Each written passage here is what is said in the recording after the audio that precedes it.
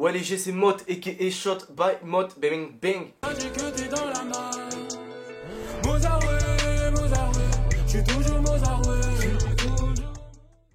Aujourd'hui on se retrouve pour parler d'une marque anglaise, une marque de sport, une marque qui a deux prononciations différentes. C'est qu'on parle bien sûr de Reebok ou Reebok bang bang. 1895, Joseph William Foster fonde une petite société du nom de J.W. Foster & Son. Joseph William Foster et fils. Normal. Dans le monde, c'est l'un des premiers à fabriquer des chaussures d'athlétisme. Vous savez, les chaussures avec des petites pointes. Il les fabrique à la main. C'est l'un des tout premiers.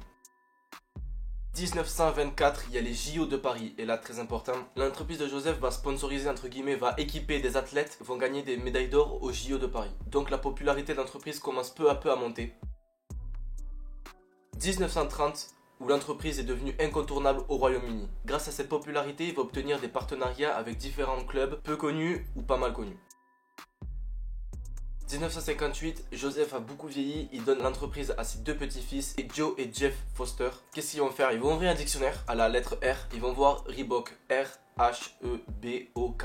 C'est le mot dans la langue sud-africaine pour désigner une antilope. Donc ils tombent sur ce mot, ils vont décider de renommer l'entreprise familiale en Reebok. 1979, date très importante. Pourquoi? Parce que Reebok, donc les nouveaux propriétaires Joe et Jeff, vont avoir des contrats de distribution avec une entreprise aux States, donc aux USA, et donc vont pouvoir exporter leurs produits du Royaume-Uni jusqu'aux USA. Dans les années 1980, on retrouve des Reebok aux USA. 1982, il change un peu d'axe. Reebok va créer la première basket 100% féminine. Elle s'appellera la Reebok Freestyle. Cela permet à Reebok d'innover sans faire les mêmes produits que les concurrents que Nike ou Adidas.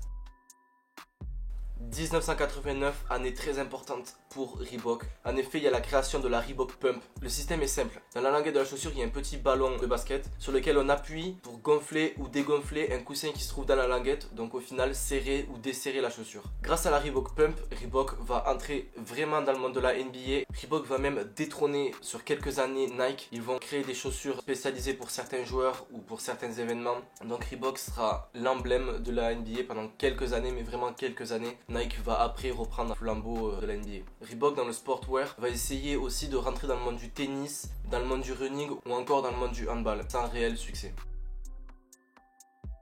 2005, année très importante pour Reebok. Reebok, victime de ses concurrents, chute peu à peu jusqu'au rachat par Adidas. Adidas rachète Reebok pour devenir une marque CrossFit/fitness. 2010, 2011, 2012, Reebok sort 3 technologies. Reebok Toning, Reebok ZigTech, Reebok Real Flex. C'est stylé comme nom. En parallèle de tout ça, Reebok a toujours sorti des sneakers. Depuis la Reebok Pump, on connaît tous la Reebok classique, qui est un concurrent principal de la Stan Smith. Reebok est une marque conçue pour la pratique, adaptée pour la rue. Plus par des artistes plutôt que par des athlètes pour promouvoir leurs produits.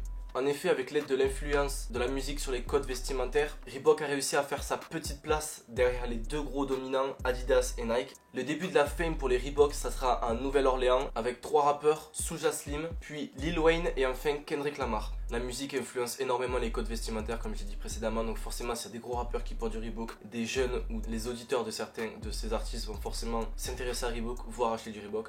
Voilà les J, c'était l'histoire de Reebok/Reebok, on dit comme on veut. J'espère que vous a plu, on passe de suite au maxi colis, à l'ouverture et à l'outfit.